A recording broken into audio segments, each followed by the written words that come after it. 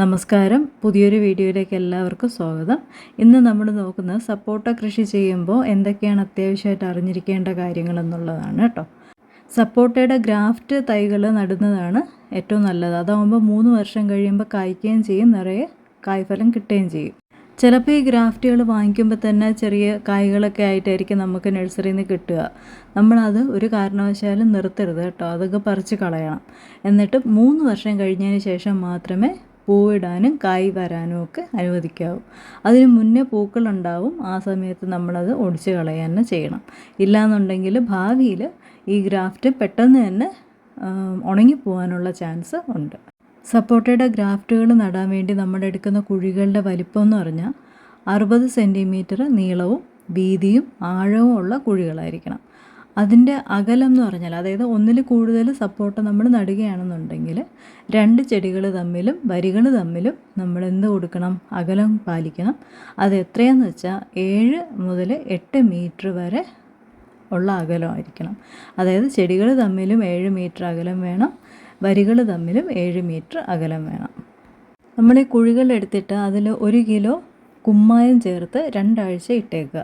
അതിന് ശേഷം കുഴികൾ നിറയ്ക്കണം. കുഴികൾ നിറയ്ക്കാൻ വേണ്ടിയിട്ട് മേൽമണ്ണും ചാണകപ്പൊടിയും തുല്യ അളവിൽ മിക്സ് ചെയ്തതിന് ശേഷം ഈ കുഴികൾ നിറയ്ക്കുക. നിറച്ചതിന് ശേഷമാണ് നമ്മൾ തൈകൾ നടാൻ വേണ്ടിയിട്ട്.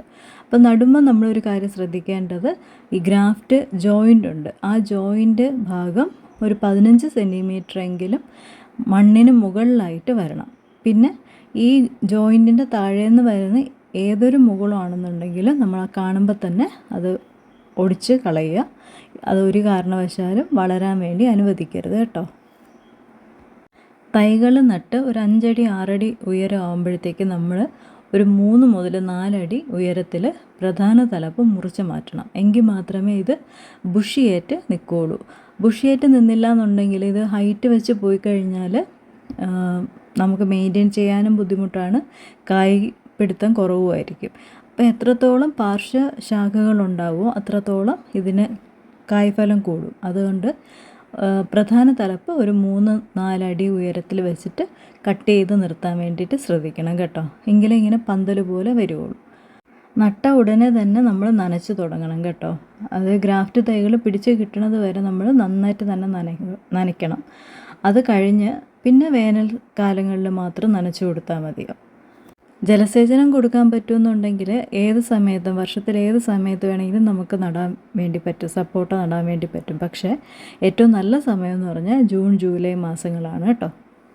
ഇപ്പോൾ സപ്പോട്ടയുടെ വളപ്രയോഗ രീതിയെ പറ്റിയും മറ്റു കാര്യങ്ങളും ഒക്കെ നമ്മൾ വേറൊരു വീഡിയോയിൽ ചെയ്യുന്നതാണ്. അപ്പോൾ ഈ ഒരു വീഡിയോ നിങ്ങൾക്ക് പ്രയോജനപ്പെടും എന്ന് വിശ്വസിച്ചുകൊണ്ട് നിർത്തുന്നു. വീഡിയോ ഇഷ്ടപ്പെട്ടിട്ടുണ്ടെങ്കിൽ ലൈക്ക്, ഷെയർ ആൻഡ് സബ്സ്ക്രൈബ്. വീണ്ടും ഒരു കാർഷിക വിഷയവുമായി കാണുന്നതുവരേക്കും നന്ദി, നമസ്കാരം.